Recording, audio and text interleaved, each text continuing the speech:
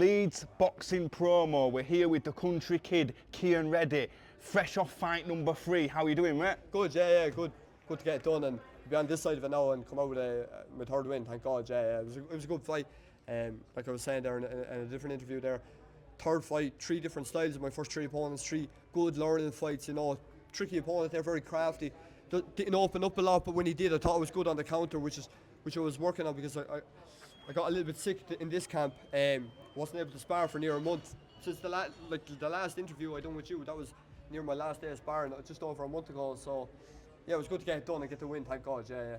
You'd never have known seeing in the fight, mate. You look fantastic. Yeah, you never really know where you're at after kind of coming out with that bit of a sickness and having been so long out, because I just wanted to pace myself, pick my shots, not get into that and too serious, and just work and develop, work on do the things I've been working and trying to develop in the gym. How would you assess your performance tonight?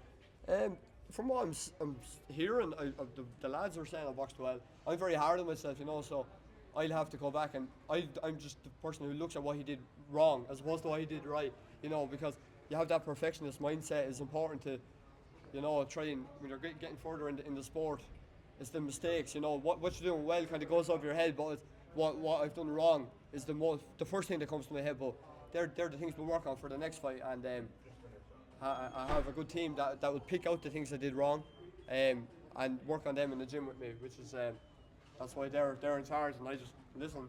They're the teacher and I'm the student, as much as I don't want to do. And what about your opponent? How would you assess him tonight? Good, crafty. My first opponent in July for my debut was a southpaw. Second fellow was a rugged, kind of a come forward, strong opponent. Then tonight he boxed a little bit southpaw, a little bit orthodox, crafty move, just a different style, and key to development in your first 3 fights and early in your career. Like, I've only been a pro, made my debut in July, so it's only 6 months of 3 fights. I wanted to get 3 in my first year, but I never made my debut until July. But I'm not focused on getting out 5-6 times a year or that. I just have focused on developing and learning between fights, because things get hard very quickly, and after maybe 6-7 fights you're into a real hard or a title fight or an 8 or 10 round. So this is key time to learn in the gym, and then you can put it into play in the fights. Yeah. And did you have to adjust your strategy at any point during the fight? You know what? I was just pacing myself, because, like I said, I haven't sparred in a month. Didn't even do really any light bit of drilling, a little bit of pad work, but it was, I was just trying to get back off the sickness. I didn't train for near 2 weeks, which obviously isn't ideal in the camp. But there's always going to be little things in the camp. People say, "Oh, this has been the best camp of my career," and then if they lose, they're like, "Oh, I got sick, or hurt my toenail, or my eyebrow was sore." There's always excuses, but you don't want to hear that. You just want to. I had a lot of people here to support me, so I just wanted to do everyone proud and do my coaches, Wayne Woods. I have to give them a shout out. Wayne Woods, my manager Ian Cochran, Arias, everybody in Unit 3, everybody in Birmingham, Tops back, like I'm training now in bad companies. So there's a lot of people behind me, and they've really adopted me as one of their own over here when I come over. Like I get a lot of messages from lads from Leeds. I really did. I'm very happy with the team I picked and the people around me as well, which is key as well in a sport like this, because you want people having your back and genuinely wanting the best for you, and I know these lads do. You know what I mean? So yeah. No, you did him proud tonight. Yeah. How did your training prepare you for this fight tonight? So I started off my camp in Tenerife, which was just more leisure training, really, a little bit of run. Did a couple of spars, nothing major, because I need a bit of time off as well between the fights and Christmas time and that. But I was running, but then I got a couple of spars early January, and then between about the 15th and 31st of January, I didn't do any training. I was really sick, so couldn't get any sparring, couldn't get any, didn't want to train and make myself worse, so maybe have a relapse and go back, because everybody was getting sick around the Christmas time, and I actually didn't catch it, lucky enough, but I caught it bang in the middle of camp, which kind of, I don't know, people were like saying, "Oh, it's the worst time to get it," but any time is a bad time to get it, so just happy to get over the line and get the win, and then move on to the next one, and plenty of time again now to try and develop between my fights and work on what I did wrong, which is important, because you always want to look at what you did wrong as opposed to what you did right. You know, you said you were sick a little bit in the lead up Yeah. to this fight. Do you still feel you were in peak physical form tonight? No, no.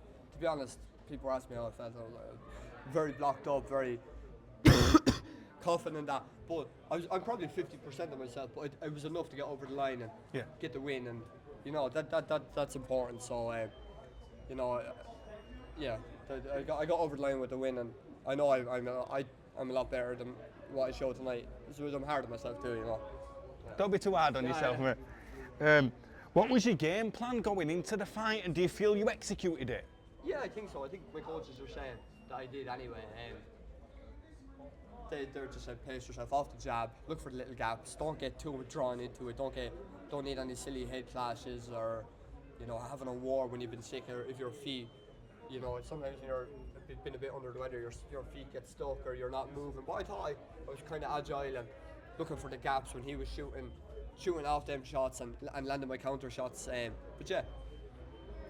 What was going through your mind during the fight, particularly when it got tough? Just, am I on top? Am I winning? What do I need to do?